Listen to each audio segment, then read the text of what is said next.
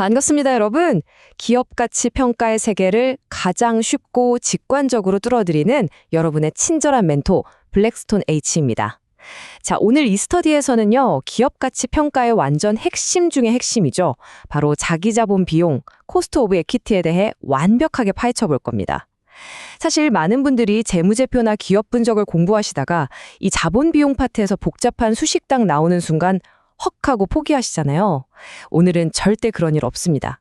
저와 함께 진짜 직관적인 사례들로 가볍게 따라오시다 보면 어느새 단순한 숫자를 넘어서 기업의 진짜 가치가 눈에 확 들어오기 시작할 겁니다. 가치평가 마스터를 위한 스터디, 지금 바로 시작해 볼까요? 오늘 우리가 뽀갤 내용들 순서대로 쓱 한번 보시죠. 1번 자금 조달 메커니즘부터 시작해서요.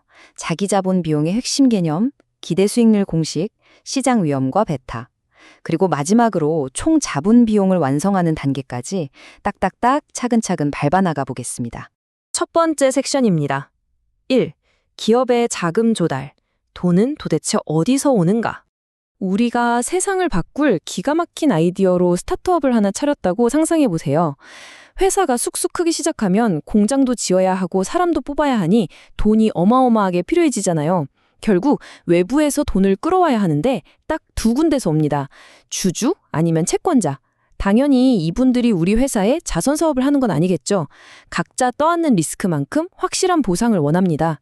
채권자는 회사가 망해서 돈 떼일 부도 위험을 감수하니까 그만큼의 부도 위험 프리미엄을 이자에 얹어서 요구하고요.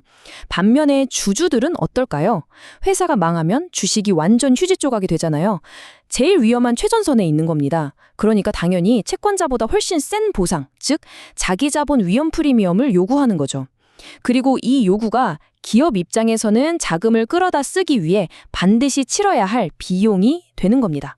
자, 이자 갚는 채권자 얘기는 우리가 흔히 아는 거니까 일단 넘겨두고요.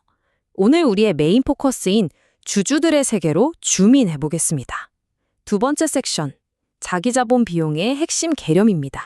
자기 자본 비용, cost of equity. 이건 투자자들이 특정 기업 주식에 투자할 때 최소한 이 정도는 줘 하고 요구하는 수익률입니다. 여기서 진짜 재미있고 중요한 게 바로 관점의 차이예요. 투자자 입장에서는 내 피 같은 돈을 이 위험한 주식에 묶어뒀으니 적어도 1년에 10%나 15%는 벌어야 해 하는 기대 수익률이잖아요. 근데 이걸 기업 CEO 입장으로 휙 뒤집어 생각해 볼까요? 주주들 눈높이를 못 맞추면 주주들은 다 팔고 떠나버릴 겁니다. 주가는 폭락하겠죠. 그러니까 기업 입장에서는 이 기대 수익률을 맞춰주는 게 주주들의 자본을 쓰기 위해 꼬박꼬박 지불해야 하는 명백한 비용인 겁니다. 대출 이자처럼 장부에 딱 찍히지 않더라도 그래서 이걸 자기 자본 비용이라고 부르는 거죠. 이해되시죠? 그렇다면 투자자들은 이 수익률을 도대체 어떻게 계산할까요? 오늘 기분 좋으니 20%? 이렇게 주먹구구식으로 정하는 건 절대 아닐 테고요. 세 번째 섹션, 오늘 스터디의 하이라이트인 기대 수익률 공식으로 넘어가 보겠습니다. 이 공식 하나만큼은 진짜 사진 찍듯이 머릿속에 확실히 저장해 두세요. 기대 수익률은 무위험 이자율 더하기 베타 곱하기 주식 위험 프리미엄. 끝입니다. 어떠세요? 복잡한 미적분도 없고 그냥 더하기 곱하기 뿐이죠? 엄청 심플합니다. 이게 그 유명한 CAPM 모형의 핵심 수식인데요. 이 짧고 강력한 공식 하나가 자본시장의 룰을 기가 막히게 설명해 줍니다. 이게 대체 무슨 소리인지 우리 일상에 빗대어 직관적으로 하나씩 뜯어볼까요? 자, 첫 번째, 무위험 이자율. 말 그대로 아무런 리스크 없이 먹고 들어가는 기본 수익입니다. 보통 안전한 국채금리를 쓰죠. 투자의 베이스 캠프라고 보시면 됩니다. 두 번째랑 세 번째는 놀이공원에 비유해 볼게요.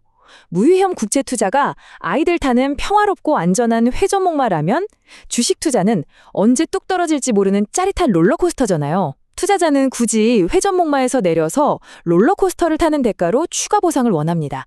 그 롤러코스터에 탑승한 대가, 이게 바로 세 번째인 주식 위험 프리미엄입니다. 그럼 두 번째 베타는 뭘까요? 롤러코스터 칸마다 흔들림이 다르다고 생각해 보세요. 맨 앞자리는 미친 듯이 요동치고 중간은 덜 흔들리잖아요. 베타는 바로 내가 산 이 기업이 시장 전체가 흔들릴 때 얼마나 거칠게 반응하느냐를 보여주는 멀미지수 같은 겁니다. 방금 말씀드린 그 베타, 조금 더 딥하게 들어가 볼까요? 네 번째 섹션, 시장 위험과 베타입니다. 이 베타는 기업 고유의 위험 지문과도 같아요. 시장 전체가 1% 움직일 때 이 회사 주가는 얼마나 요동칠까? 베타가 딱 1이면 시장이랑 완벽하게 똑같이 움직인다는 뜻입니다. 그런데 최고급 명품 기업이나 최첨단 테크 기업들 한번 생각해 보세요. 경기 살짝만 안 좋아져도 사람들 지갑 바로 닫아버리잖아요.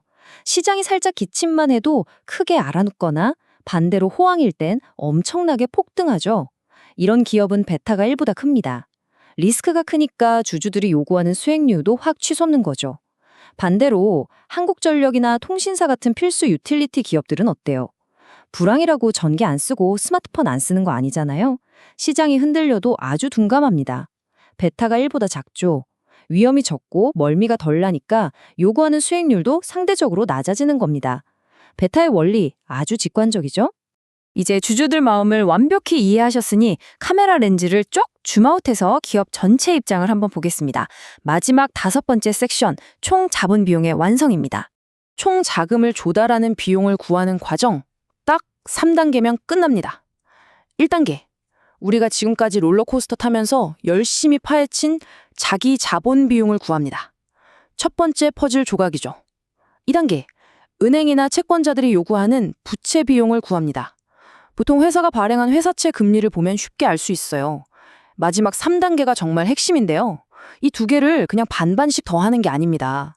회사가 지금 주식과 부채를 어떤 비율로 쓰고 있는지, 과거 장부값이 아니라 현재 주식시장에서 평가받는 시장 가치를 기준으로 가중평균을 쫙 내주는 거예요.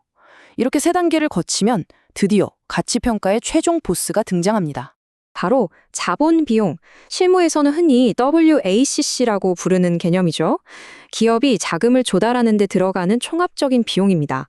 근데 여러분 이게 단순히 회계장부에 적히는 비용 숫자가 아니에요. CEO 입장에서는 무조건 넘어야만 하는 생존 커트라인, 즉 허들 레이트입니다.